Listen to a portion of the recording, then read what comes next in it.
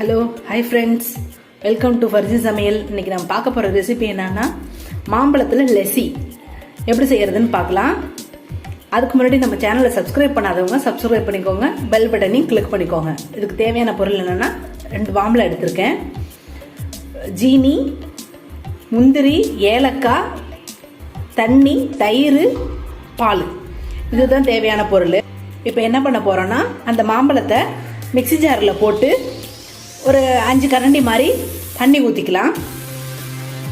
மாம்பழத்தை அரைக்கிறதுக்காக ஜாரில் போட்டாச்சு. கொஞ்சமாக தண்ணி ஊற்றியாச்சு. இப்போ இதை அரைச்சிக்கலாம். நல்லா மாம்பழம் நல்லா அரைஞ்சிருச்சு. இப்போ என்ன பண்ண போகிறோம் அப்படின்னா தயிர் சேர்த்துக்கலாம். லெஸ்ஸின்னாவே தயிர் சேர்த்துக்கலாம். தயிரை ஊற்றி இப்போ அரைச்சிட்டு தயிரை ஊற்றி அரைச்சாச்சு. இப்போது பால் சேர்த்துக்கலாம். பால் ஊற்றின பிற்பாடு ஒரு 6 கரண்டி மாதிரி ஜீனி போட்டுக்கலாம்.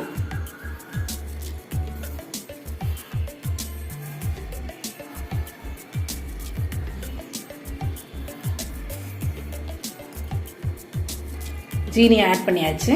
இப்போ இதை ஒரு தடவை அரைச்சிக்கலாம். கடைசியாக இந்த ஏலக்காய் பொடியை போட்டு ஒரு சுற்றிடலாம். ஏலக்காய் தூள் பண்ணி வச்சதை போட்டுட்டோம். மாம்பழ லெஸ்ஸியில் ஒரு அடி அடிச்சிடலாம். ஏலக்காவை போட்டு அரைச்சி இந்த பவுலுக்கு மாற்றியாச்சு. இப்போ ஃபைனல் டச்சுக்கு வந்துட்டோம். இப்போ மாம்பழ லெஸ்ஸி முடிஞ்சிருச்சு. அது மேலே முந்திரியை கொஞ்சம் தூவி விடுறோம்.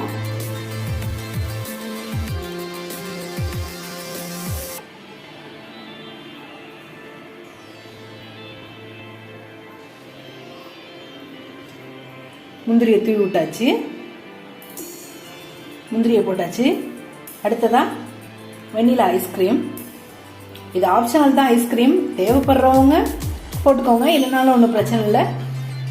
கொஞ்சம் சில்லு வேணும் அப்படின்னா ஐஸ் கியூப் போட்டுக்கலாம். இப்போ சுவையான மாம்பழம் லெஸ்ஸி ரெடி ஆயிடுச்சு. வீட்டில் நீங்கள் ட்ரை பண்ணி பாருங்கள் ஃப்ரெண்ட்ஸ். பார்த்துட்டு கமெண்ட்ல சொல்லுங்கள் எப்படி இருக்குன்ட்டு.